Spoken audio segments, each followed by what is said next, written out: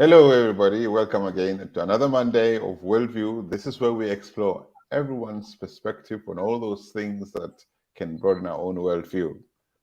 As you know, every Monday evening, is it Tuesday evening? Tuesday evening, really. We moved from Monday to Tuesday. We look at what's going on in South Africa, what's going on in the world, what's going on in Africa that could impact our comfort zones, as it were, or that could give us ideas to look at things differently. But of course, South Africa is going through so much. There's been a lot of focus on what's going on in South Africa.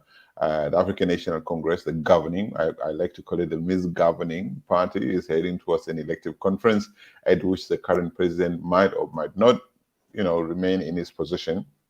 And obviously, if he gets removed, it's going to have ramifications for his position, for his weaker position as the president of the Republic of South Africa and what they call the commander-in-chief of our joint armed forces. It's very strange because actually the position that he holds as party leader is a lot stronger, more influential than the position that he holds as commander of joint armed forces of South Africa. The irony of ironies. Of course, we're also going to talk about some of the things that have been said by the past leaders of the African National Congress, Mbeki, former president, and Kgalema Motlanthe, who was at some point the interim president of South Africa, after they sacked Thabo Mbeki, and he was the one who led the team that prepared the way for the troublesome, destructive Jacob Zuma. And many people also forget that Motlanthe is the one who oversaw the undoing of the Scorpios that so many want to see back. He also the one who fired a very respected national director of public prosecutions, Victor Vusi Pikoli, who had been suspended by Mbeki. So Mbeki suspended this man because he didn't want him to arrest his other friend, Jackie Selebi, who was a commissioner of police, corrupt and captured by the underground. So while poor Pikoli was on suspension, the man who suspended him, Mbeki, was fired by the ANC. And then the ANC sent Kgalema Motlanthe in to say, okay, look, why don't you go and see Pikoli? He went to see Pikoli and said, look, we prepared to give you a job back on condition that you leave the old man, Zuma, alone. Pikoli said, nope, I can't do that. Then what happened? Motlanthe fired him. This is the same Motlanthe who goes around South Africa as a saint who has all the answers for South Africa's problems. But I'm getting ahead of myself. My co-host is Tsepo Matsebo, who's joining us here tonight. Hey, Tsepo. Always good to see you again. Good evening, Soli. Great to see you again, and good evening to our guest, Khauta Komani. Yes, we are discussing the contradictions, the very contradictions of the ANC of Nelson Mandela, Thabo Mbeki, Oliver Tambo, and of course, former president of the Republic of South Africa, President Jacob Gelehlegiza Zuma, and others. Yes. So how are you doing? Yeah, right, Soli and Tsepo, and the other guest. I hope that we don't have any threads of load shedding hanging over your head wherever you are. No, it's scheduled for 10. Okay, maybe we shouldn't talk too loudly about it before somebody says, let's switch those ones off. Boom. We could be in the Republic of China or whatever they call it, Chinese Communist Party, where they look at you, okay, where is it going? Let's switch that one off. Maybe the world will get to a point where we have chips in our bodies or something like that, and somebody can just switch you off if you make the kind of noises that people don't want to hear. We should hope we never get there. So, what do you make? What do you make? I mean, I take it that you listen to Thabo Mbeki, to Jacob Zuma, to Kgalema Motlanthe over the weekend, and they're all past leaders of the African National Congress, and they gave a bit of whip to the incumbent Ramaphosa. What do you make of all of that stuff?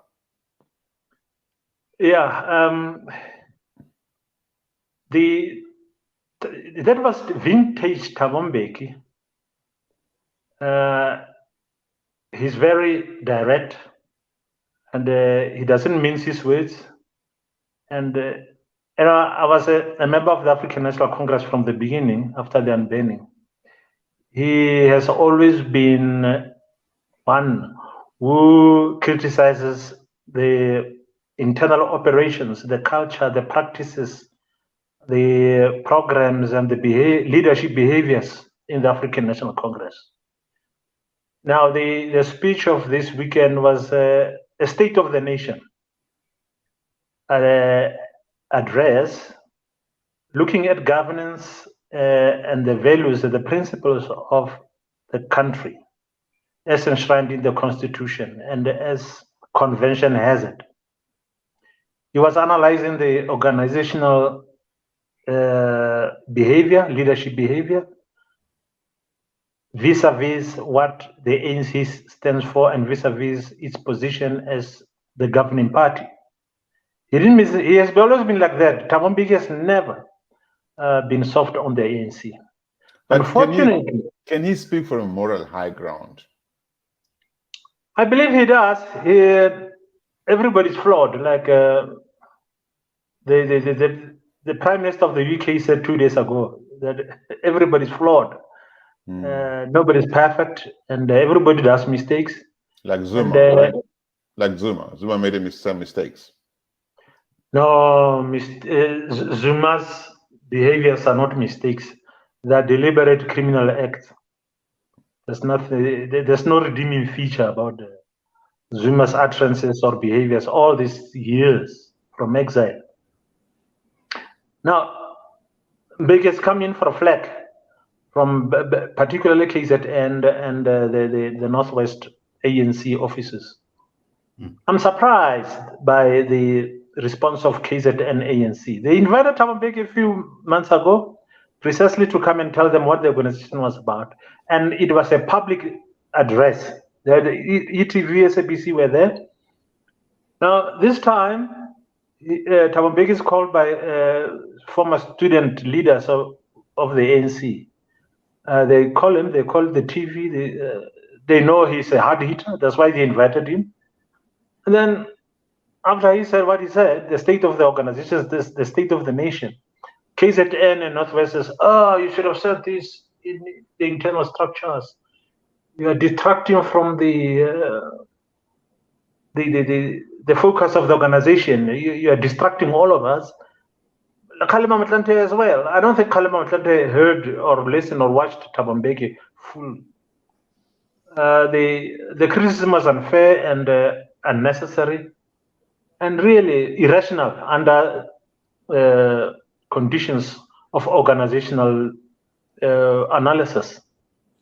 So Thabo Mbeki there's nothing wrong with what he said. He always said it. And if you page through the ANC's documents, conference documents,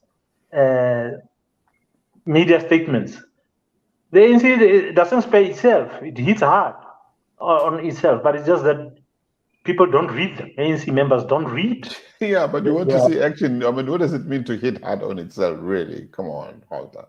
It does. Conference after conference, the ANC hits hard on itself. But then at the same time, it wrecks South Africa, because that's what it does. It just wrecks South Africa. It ignored whatever is written. I don't think those documents are written by ANC leaders. I think some university academics write those documents for the ANC because they are never internalized, they are never debated. Those issues are never debated. In their conferences, nobody debates policy, nobody debates organizational issues. People are there for leadership. Like Thabo Mbeki said, they go to conferences precisely for one function, one outcome. Who is the leader? Who is going to be voted? After they decided who to vote for, they go away drinking. They don't go into commissions to discuss those documents. They never. So they don't know the content of the stuff that is. They don't know the content, so they can't implement anything. That they impose on South Africans to guide the direction of South Africa, whether it's economic policy, political policy, all of that stuff. Sepo, I don't know. What do you make of this stuff? No, I think Gautar raises very important points. But former President Mbeki raised issues before. We agree, but when it suits him, he often says, "But you can't talk now." For example, earlier this year, if not very early this year. Limpopo raised their hand and said, we support Ramaphosa for the second term. And Mbeki came out and said, what nonsense is that? In his sharp tone. That it was nonsensical, and these things, because they're supposed to be discussed within the structures of the organization. So whenever it suits him, he says, let's follow the procedure.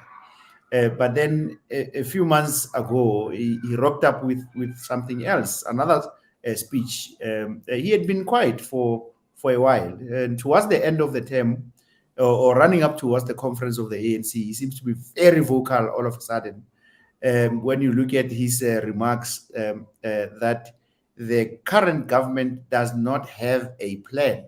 The government of President Cyril Ramaphosa has absolutely no plan. And then, of course, on Saturday, he said something else, which we are now talking about, that what's going to happen? I think that's the question he asked, and maybe we should debate that question. But he asked, what is going to happen if the panel of three decide that the president has a matter to answer? And that's a very important question.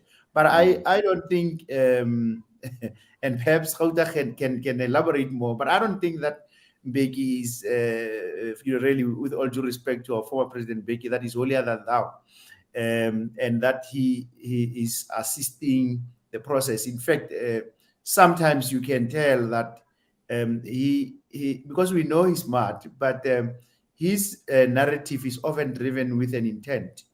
And the timing of the conversations of the weekend by the former presidents in one weekend, is the timing is interesting, because we are going towards an interesting period that in the ANC and perhaps in South African media we've come to term the silly season. And I think it's a very, very silly season, because a lot of things are coming out at the last minute. But I don't believe that former President Thabo Mbeki, with all his IP and good intentions, that these conversations, because there's a lot of things that he kept quiet on for a long time, and all of a sudden he's speaking out. And maybe the key question is whether there's a political intent on his part, and whether he forms part of a specific agenda or faction of the ANC.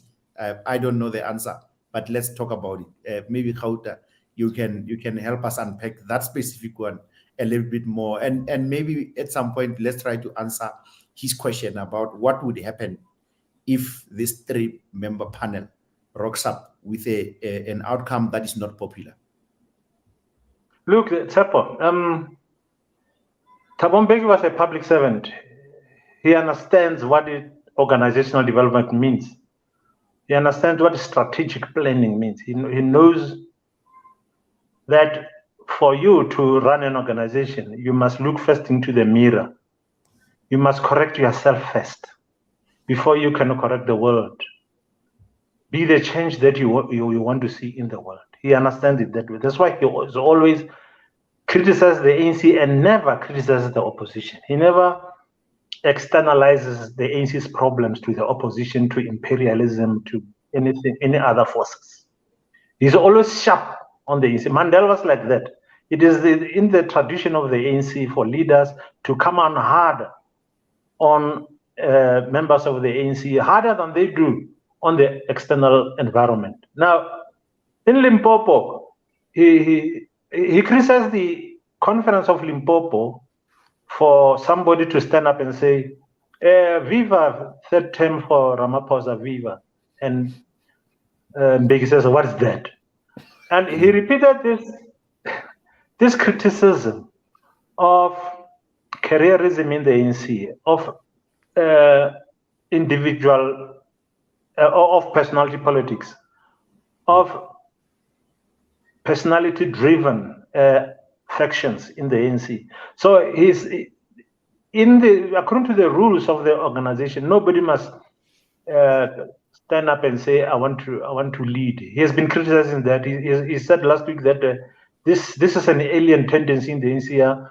Diketeni, choose me. I'm raising my hand. He says it's a new thing and it should be discouraged. So he discourages openly publicly, and he makes no bones about it, and fairly and impartially. So he was saying, rather than focus on individuals, members of the ANC should learn to focus on policy, because policy is what the organization stands for. The organization doesn't stand for the welfare of few individuals, oligarchs, rich men in the ANC. It stands for the poor, rest of the poor. So an ANC's members' job description is to analyze policy, engage policy, in policy making, monitoring, reporting, and taking it to the public, and making sure that the government delivers on its mandate.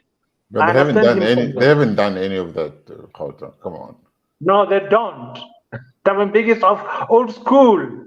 The ANC is something else. This ANC of today is something else. It's personality driven. Is headed by oligarchs and factions. That's what it stands for. That's the job description of the ANC. Its job description is not governance. It's to make money. So you can only make money if you follow certain powerful individuals. And he said there are a lot of criminals. He says there are 60% of ANC members, according to him, don't belong to the ANC of Thabo Mbeki or of Mandela. It is something else. Well, he could have said this is Zuma ANC. But maybe, yeah. Yes, sir. I know you're looking for an angel in Thabo Mbeki. This thing that, he's, of course, nobody is imperfect. Mbeki was the first post-apartheid president to show the middle finger to the criminal justice system, and that's a big deal. And you're trying to not make it a big deal. It's a big deal, okay? Of course, for a president to fire a respected national director of public prosecutions to defend his friend who was later proven and convicted actually in the courts to have been corrupted and working in cahoots with the underworld, that's a big deal. And Mbeki did that. Mbeki defended Mugabe. Mbeki defended al-Bashir. You can't say those things are little. The ANC did not start rotting when Zuma was president. It started when Mbeki was president. I want to say one more thing. The Dalai Lama, it's a small thing maybe politically for some people. The spiritual leader of Tibet came to South Africa when Mandela was president. The Chinese Communist Party tried to put pressure on Mandela not to allow him to South Africa. Mandela said, no, you can't tell him who to allow him to South Africa. He's my buddy.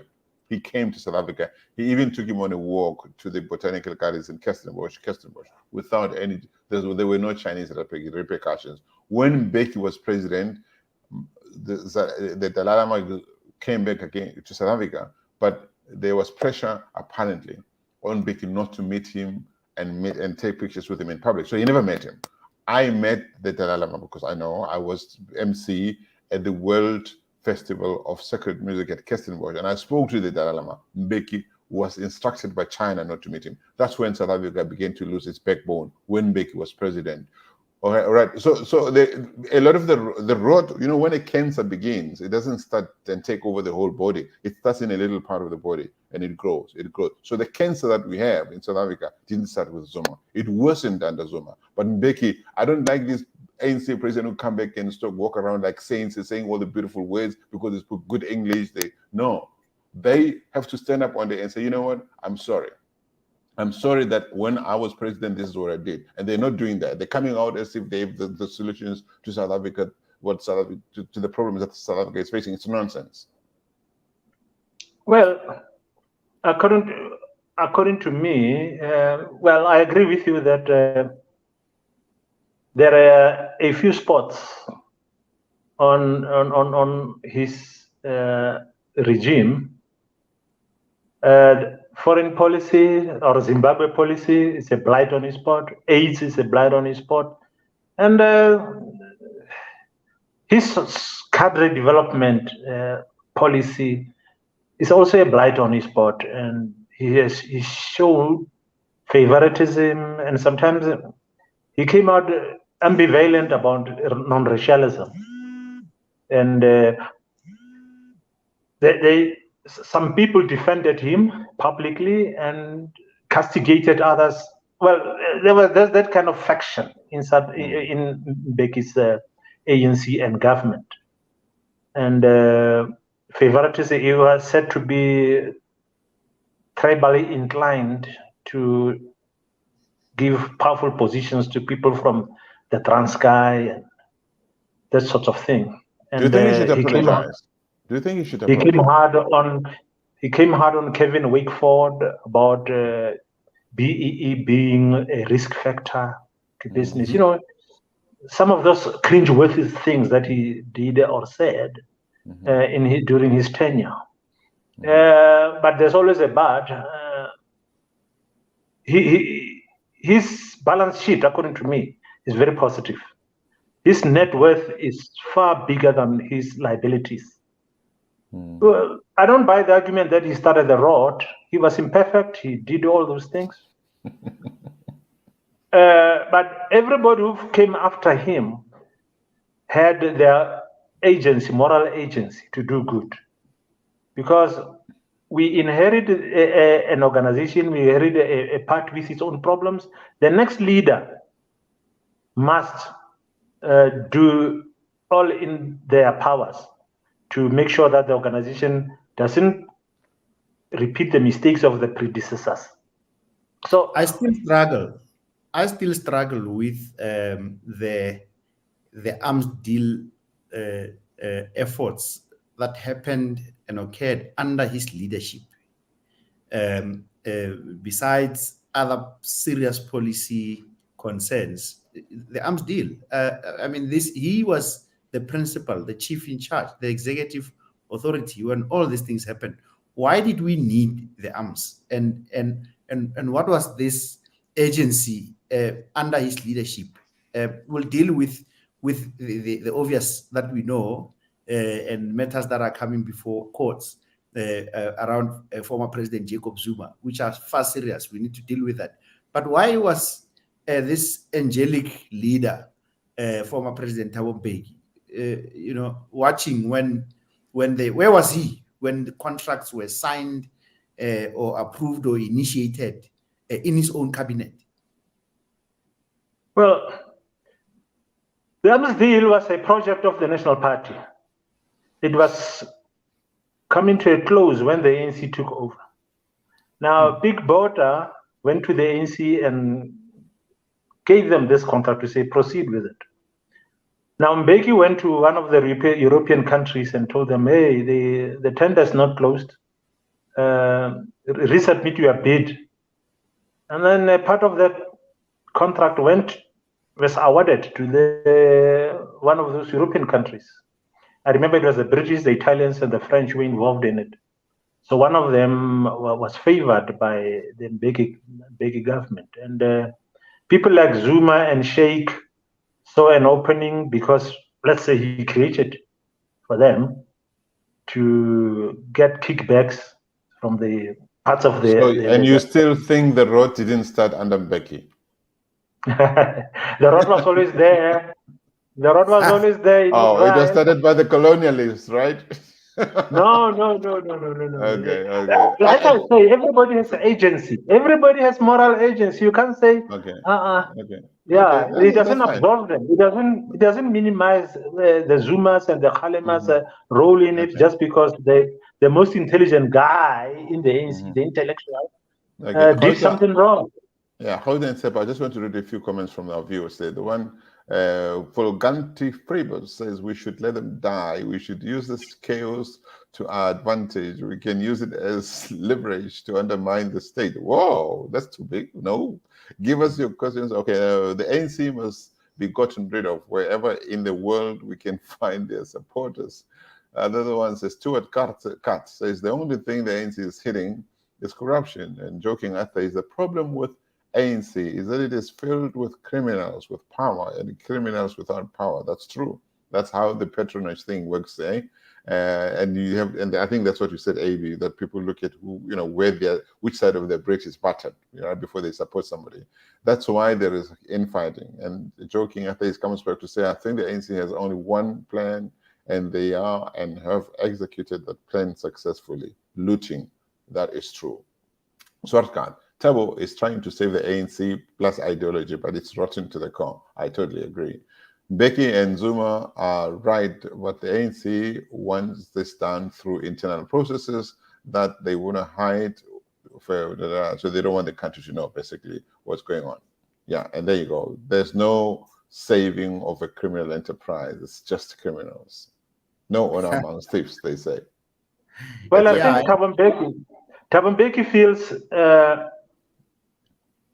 feels obligated to steer the ANC ship back on course. He feels responsible. He was born in the organization. He is responsible for the government. He was the prime minister who put together all these state-owned enterprises, the systems, the crime-fighting institutions. He's the one who put them on. And it is the ANC that is destroying all the good work of Thabo Mbeki. Now let's go back to Phala because we shouldn't forget that question that the Honorable Mbeki asked in that what is to happen if the 3-panel member decides or finds actually that the president has a case or something to answer? Well, if you ask me, Thabo Mbeki says, put in place contingency plans, anticipate scenarios, worst case scenario, best case scenario, the middle way. What are you going to do if shift comes to shove? That's what a leader does. That's what organizations do. Every organization must have a succession planning, a succession plan. And if there's a risk to that plan, there must be mitigatory strategies. Now, that's what he does. And he says, no, who's going to take over? What's going to happen? How are you going to deal with this PR disaster? Like Solomon, you are a reputation management person. I mean, it's a no-brainer, even Sepezwa. This is a no-brainer. Leaders do that. Now, but how you have not answered the question. I'm struggling with the one question that Mbeki asked. He said, "What if?" And I'm asking the question to somebody who understands the ANC. What if the findings are adverse in terms of the president having to answer questions on Phala Farm? It's going to set the cat among the pigeons. It's a reputational problem. It's a serious matter that affects the credibility of the country, whatever is left of. It's not just a reputational problem, it's a criminal problem. I didn't do it. You're too kind on African National Congress. It's a criminal. When other people commit crimes, they have committed crimes. When the ANC commits crimes, it's mistakes. It's rubbish. Get out of here. The ANC has committed crimes I'm not saying against that. South Africa. No, I say it's a reputational risk. Oh. That criminal case is a reputational risk on the credibility of the government, domestically and internationally. Whatever reputation is left of the country is going up in flames. I don't know which one is worse. Zuma's rape case and all those cases that he went to court while he was president. And what about this one, Ramaphosa, if he faces impeachment? Possibly impeachment, as Thabo Mbeki says. We have to look this thing into the eye. It's a very, very serious matter. Now, you ask me what happens. I don't know what the ANC is going to do, but I can only surmise that the RET forces will bring out somebody. They'll push somebody to the front. Because David Mabuza doesn't look at David Mabuza doesn't look very much interested. And who else? Apparently he is interested. Mabuza, you see, Mabuza is the cat. He doesn't make noise in public about what he wants. He just grabs it, and so you wake up in the morning, he's holding the thing in his hands. Apparently, he's been making trips to KZN also to get his blessings from Kandla. I don't know whether he got blessed. Everybody's running to Kandla. Everybody's running to the mafia kingpin to look for blessings. What is going on in South Africa? I mean, like, the standards have been lowered so much that we hear of people going to visit Kandla to get guidance on leadership. I mean, this is crazy. South Africans need to wake up. I mean, like, I don't know if I don't even know how to cry anymore when I hear this stuff. It's crazy. Look, the ANC is going to, the two house is going to splinter into several centers of power. Huh? Yeah. There are centers of power growing in KZN. In KZN, there are two, and who else? Those are raising their hands. The two in KZN. But I tell you, if by December or early, Ramaphosa faces criminal charges, ne? Even if it's not yet impeached, we are going to see Sisulu, David, Zweli, and Kosazana pulling it this way and that way with their members. Carl Niehaus will be pushing the KZN branch, and so the ANC will fail as a cohesive movement to govern. We are going into turbulence, and the country is going to. But is it on autopilot yet? But it's going to be autopilot is rudderless. I mean, to pursue Seppa's question, look, the ANC currently has the electoral mandate to govern, misgovern, because that's really what it is, South Africa until 2024, until we have the next general election. Something major has to happen to take that away from them. I don't see any legal constitutional way that they would lose power until 2024. So whatever happens in December, somebody from the ANC, as you say, is going to emerge. It could be Munkosa Zanadlamini Zuma, it could be Mahachule, it could be God knows where. It could be anybody. The ANC will say, yes, is the person that's going to lead this country until the next elections. Either way, we are really troubled. We're in trouble as a country. We are actually at the mercy of the ANC. It's really like pressing its knee down South Africa's neck. We can't breathe.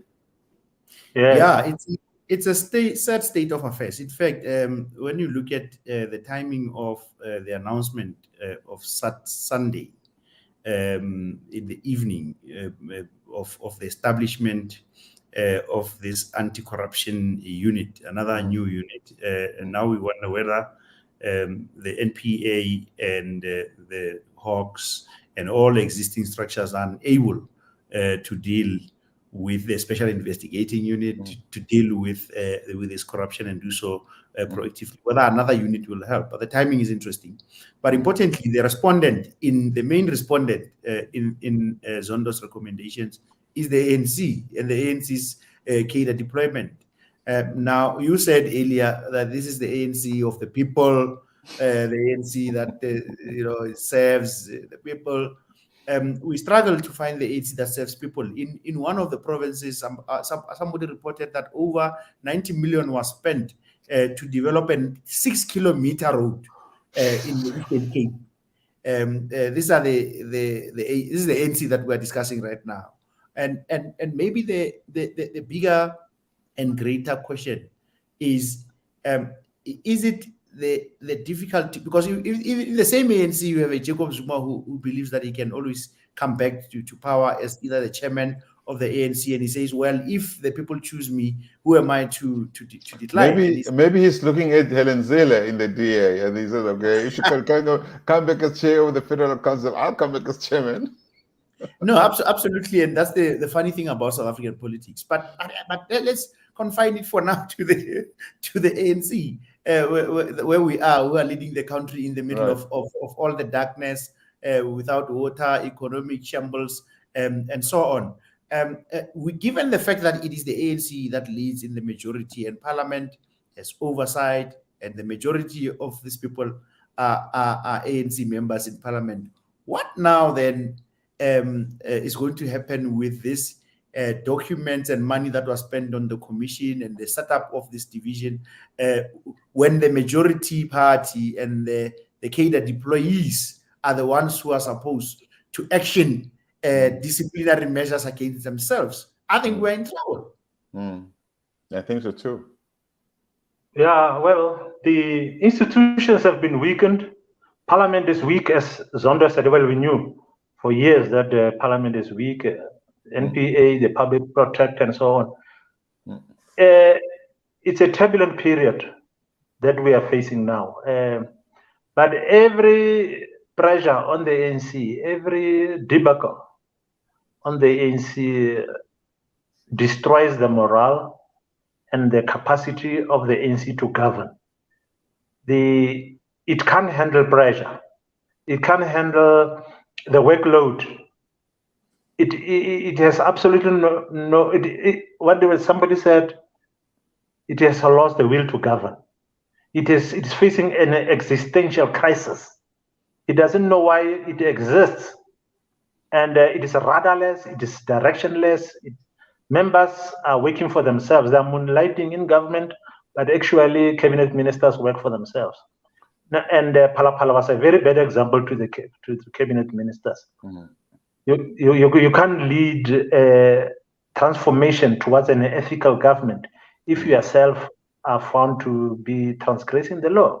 Now, the ANC is facing a serious problem. Now, the challenge faces South Africans, civil society, and other political parties to up their tempo, to increase the momentum, to create an alternative.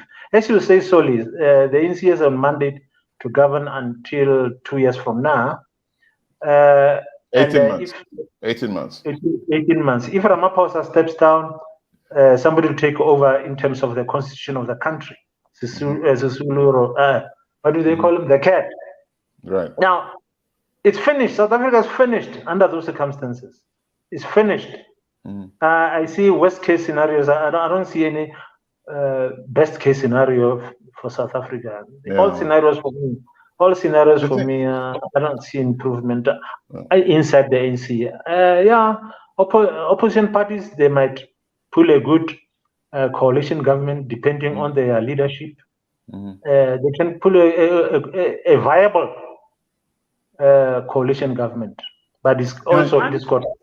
I just want to read this one comment from Swartkant. It says, and I'll tell you why I want to read this one. Why are they not saying anything about the atrocities against the Uyghur Muslims in China?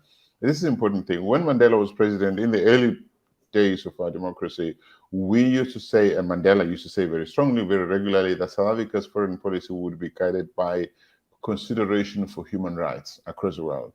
But in South Africa has been messed up so much institutionally that we're not even able to focus on the pain of other people outside. Whether it's in Africa, we've let African despots, walk over Africans. Al-Bashir was one good example. Even Mugabe was one good example.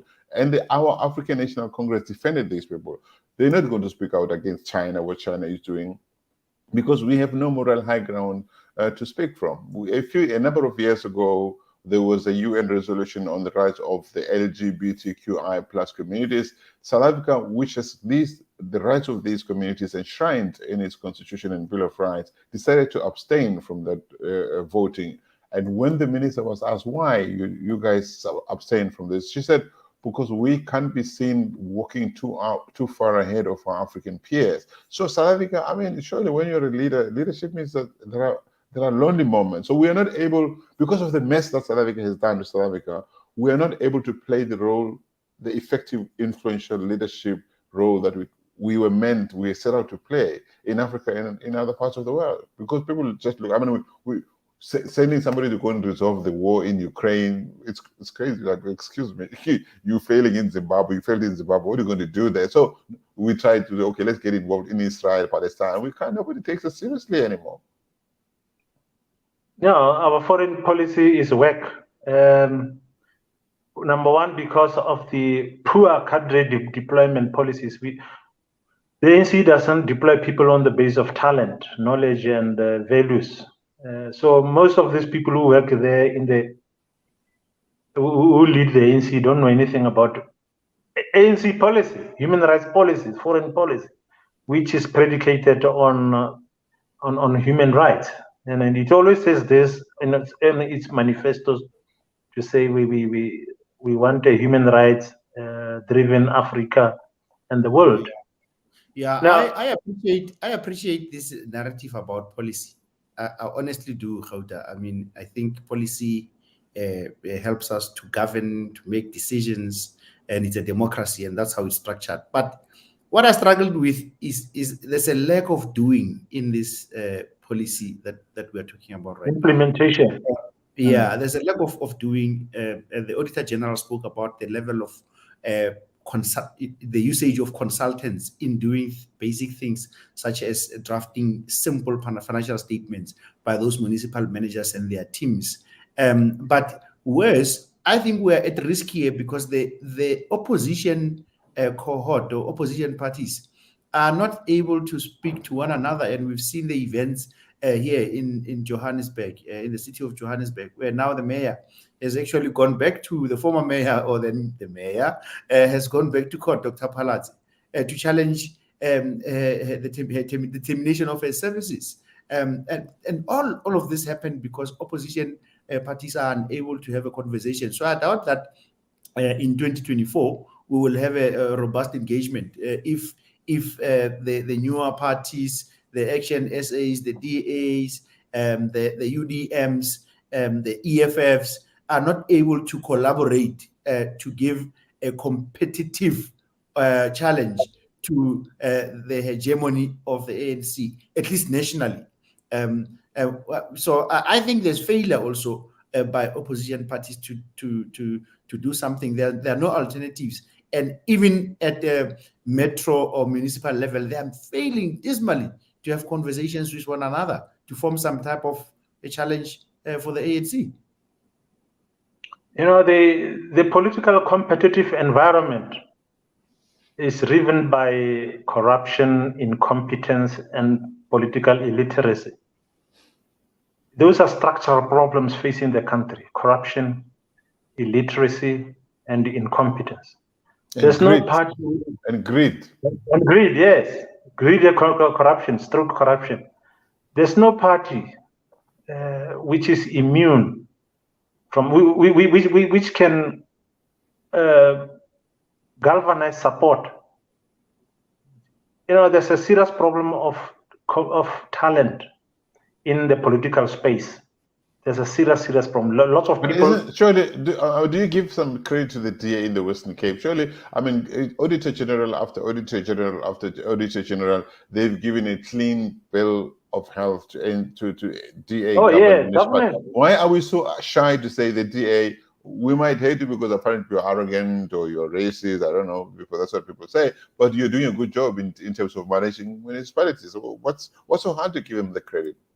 Look, the premier, the Western Cape's premier performs better than ANC premiers implementing ANC policies. DA mayors implement financial and human resource and development policies adopted by the cabinet of the ANC in Pretoria better than the ANC mayors themselves, which tells you that corruption and incompetence, the country deployment policy, they employ people who don't know their jobs. And deliberately so, they elect people who have a lot to lose, who need those jobs because they are uneducated. And the economy, as it is, lots of people are in a crisis, financial crisis, dire straits. Now, the DA, you say, why the DA is governing better in, in Western Cape. Western Cape is a small place, and it's the DA governs there alone because of the racist policies of the ANC against the colours and other minorities.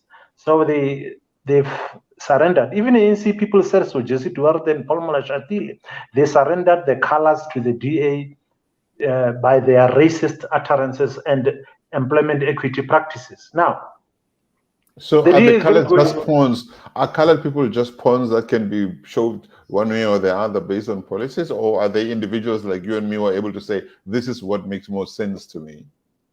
No, yes, but the ANC itself is racist. It has acted in racial prejudice against colors. Jimmy Manyi said, you're overrepresented here. Get out of Western Cape and look for jobs elsewhere. You colored people. You don't say such things. Now, they've surrendered them since 1999. They surrendered the colors to the DA, not necessarily because the DA shares with colors cultural and linguistic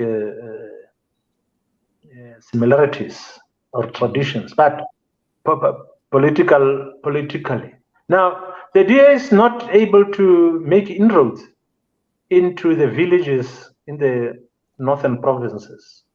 So we can't say they are good at campaigning, precisely because also the ANC is a rural party. It has captured the rural vote because our people are not sophisticated, our people are politically illiterate. So for a time, the ANC will win the rural vote, and the other parties, Action SA, DA, will win the urban vote. I would say, I would say there might be an argument that says, I think some people in South Africa might find it very offensive that you are saying on this platform that the majority of people who vote for the ANC are politically illiterate. I would say perhaps South Africa historically votes on patronage, which is a different debate.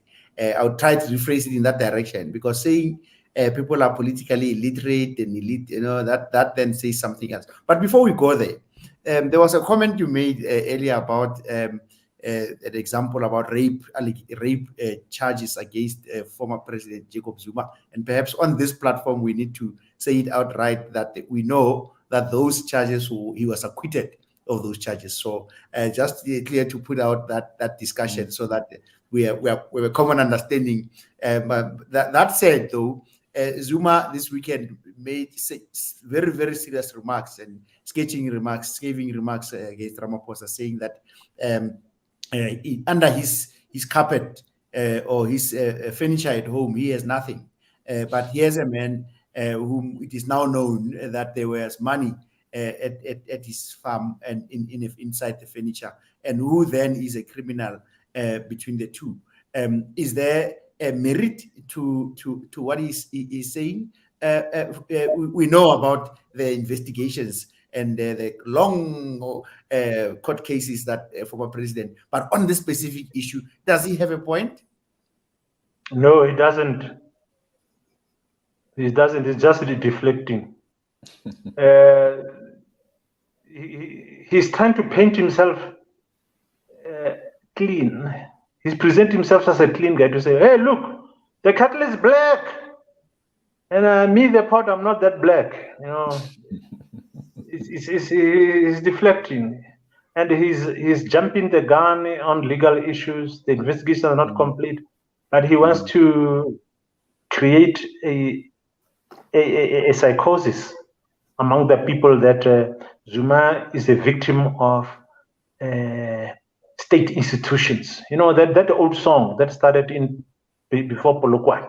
That Zuma, that's what he's trying to do now. He's presenting himself as a victim and then pointing to another one to say, no, he's dirty and I'm clean. Yeah. Look, I think I'm looking at the comments as we go along, but people are correct. We spend a lot of time, not just here on this platform, elsewhere, South Africans, we spend a lot of time describing the wrong that's being done by the ANC. We all know the crimes. We know people must be jailed. We know people need to be arrested. They are still running around as policymakers, as lawmakers in parliament. But I think there's a discussion to be had about the future of South Africa, right?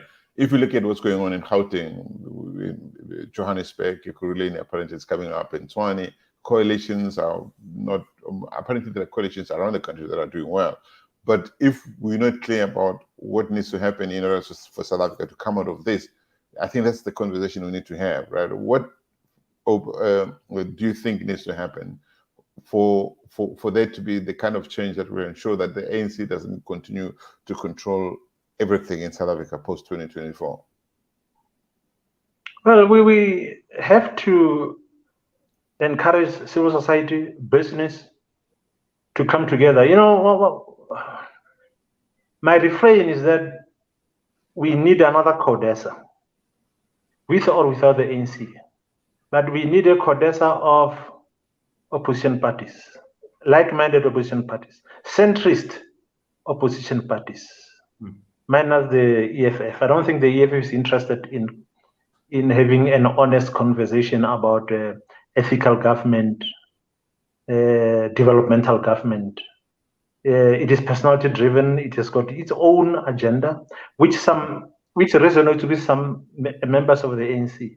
But The Action SA and the DA and the like-minded parties, moderate parties, center-right or center parties need to come together and craft an election pact based on policy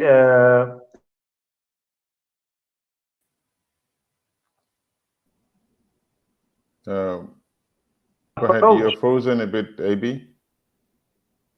So that they approach the 2024 elections with one voice. And Tsepo, when I say there's a high level of political illiteracy, just look at, okay, let me start. Mbeki said there's a lot of incompetence in the party. The party is a reflection of, it's a microcosm of the nation. Although it is very corrupt, more corrupt than the nation. But where do those people, incompetent people, come from? They come from the same nation. So therefore, in terms of skills base, the ANC can do better than the people. Now, therefore, no, come on, Mary, stop it. The ANC deliberately, when they deploy people, they deliberately choose people who are not too smart, who are not too smart to say, you can't do this, you can't do that. They like people who just listen and dance and are just happy to get a poultry salary. There are many amazingly smart people in South Africa. Look, South Africa, post-apartheid South Africa came with an amazing starter pack of institutions, okay?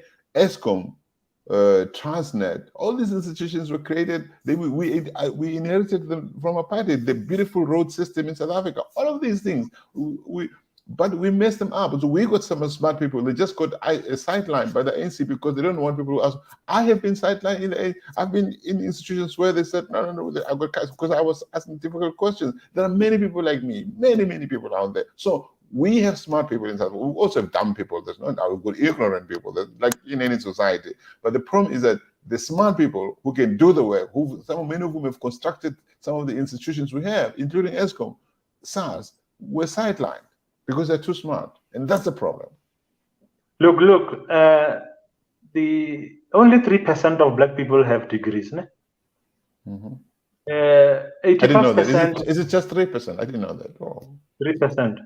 And 85% of black people below the age of 25 and up to 17 years, 85%, 70 to 25, are not in school or at work. Last time we struggled to register even 50% of youth below the age of 30. And there's a lot of youth apathy in the country. And so we're dealing here with an electorate which is not sophisticated, which doesn't know policy, which doesn't read policy. I mean, people don't read policy. Right. And the readership is very low in South Africa. If you buy a book, your book is a bestseller, is when it sells 3,000 copies. In a community of 50 million, 39 million adults. Children are playing games on computers and cell phones. I often say to my friends, but you need to get a library membership for your kid. Don't start buying games. Of course, it's good for them to know how to manipulate those little gadgets and stuff, but they must also read. They don't read. They don't like reading long things. We don't read, so we don't hold the ANC or any political party accountable. We don't. Or parents, but we don't attend school governing. We don't attend school governing board meetings. Yeah. We don't go to sports meetings of our children. It's a problem, and there's starvation in Eastern Cape. Children die all the time. Dr. Suleiman said so. He says the highest rate of malnutrition or child death nutrition is in Eastern Cape. But you don't see our people coming forward with demands on the rulers to account on the state of the education. The middle class, the 5 million black middle class, rather than confront the government about the quality of education, They take their kids away to where they can find white ditches, in the cities. I really echo your sentiments about seeing public servants and ministers going to public schools and public hospitals and using the services that they are supposed to render. But going back to our discussion, unless we're very grateful for the Zondo Commission and all the outcomes, and the new anti-corruption unit, but unless the colleagues of the ANC, the cadre deployees who are implicated, who are sitting in the executive offices of cabinet, some of the deputy ministers that are in President Cyril Ramaphosa's cabinet, and some of the ministers who are implicated in serious crimes when they were within the ANC, and unless they are arrested, and we see those arrests, we heavily rely on civil society, on business, but importantly on opposition parties to do something and offer something meaningful so that the electorate can contribute differently in 2024. If we don't do that, firstly, if there are no arrests, all these interventions are nice to have, and secondly, if the political opposition parties do not take serious action to coordinate amongst themselves and offer a tangible alternative, tangible solutions, I think we're in deeper trouble than we can imagine. Look, Tepper, it's very difficult in this country to find ethical black political activists. People who have talent, black people in the middle class, we have talent, political talent, policy understanding, are very, and who are ethical, are very difficult to come by. All especially opposition parties to the right of the ANC are finding it difficult to find or to attract honest, hardworking, talented black activists to join them to lead. DA, action is. Yeah. Yes, sir. We're going to finish in a few minutes, but I just want to read a few comments there.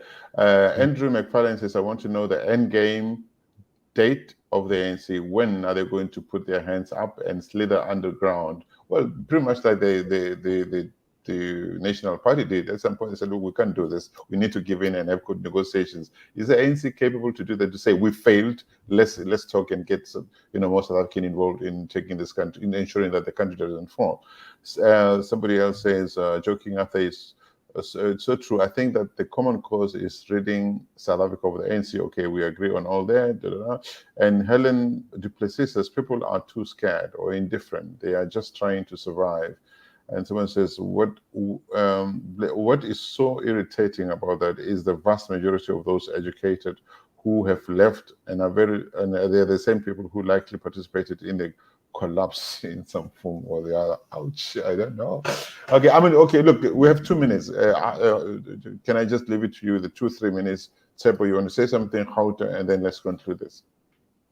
In terms of way forward, there was a Zondo Commission action plan. A lot of people said, well, you're not saying anything about the arrests. You not say of your colleagues to Ramaphosa. You're not saying anything about the deployee, the deployment of comrades who are totally loose-wrecked by institutions. So where to from here?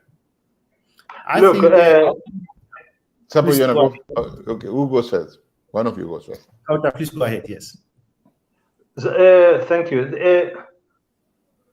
Look, in the greater scheme of things, Ramaphosa didn't need a commission to tell him what are the priorities in terms of fighting corruption. There are many things. When we started the NPA and the Scorpions, the likes of Bulelani Ngcuka went to the FBI, went to Scotland Yard to study what they did right to fight crime. They went to New York, where crime had been out of control for years, and spoke to Rudy Giuliani, and then came up with the Scorpions and the other crime-fighting elements of the SAPS. Now, Ramaphosa didn't need a commission to tell him that there was a state capture. It is there. It has been known. There were instances. He could see what was happening to the prosecution, the hemorrhage of talent in the Hawks everywhere.